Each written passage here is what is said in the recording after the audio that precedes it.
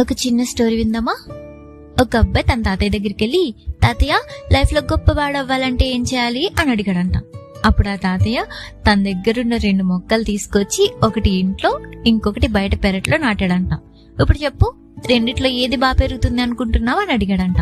అప్పుడు ఆ బాబు, ఇంకేంటి, ఇంట్లోదే బాగా పెరుగుతుంది, ఎందుకంటే మనం దీనికి టైంకి వాటర్ పోస్తాం అండ్ మనం సేఫ్ గా జాగ్రత్తగా చూసుకుంటాం కదా. కానీ బయటదైతే ఎప్పుడు ఏ యానిమల్స్ వచ్చి తినేస్తాయో తెలీదు, ఎండకి ఎండాలి, వానికి తడవాలి, అందుకని బయటదేం పెరగదు అని చెప్పి ఫారెన్ వెళ్ళిపోయాడంట. తర్వాత 3 years తర్వాత తిరిగి వచ్చాడంట. అప్పుడు ఆ తాతయ్య ఆ చెట్టు దగ్గర తీసుకెళ్లాడంట.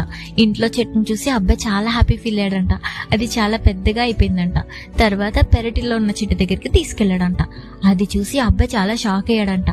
ఏంటి తాతయ్య, ఇది ఇంత పెద్దగా అయిపోయింది, ఇంత స్ట్రాంగ్ గా, ఇంత ఏరులతో ఇంత పెద్ద పెద్ద కొమ్మలు ఎలా వచ్చాయి తాతయ్య అని అడిగాడంట. అప్పుడు తాతయ్య చెప్పాడంట, ఈ చెట్టులాగే మన లైఫ్ లో కూడా మనకొచ్చిన కష్టాల్ని, కన్నీళ్ళని, ఒడిదుడుకుల్ని అన్నిటిని తట్టుకుని నిలబడితేనే మనం లైఫ్ లో ముందుకెళ్ళగలం, అనుకున్నది సాధించగలం అని చెప్పాడంట.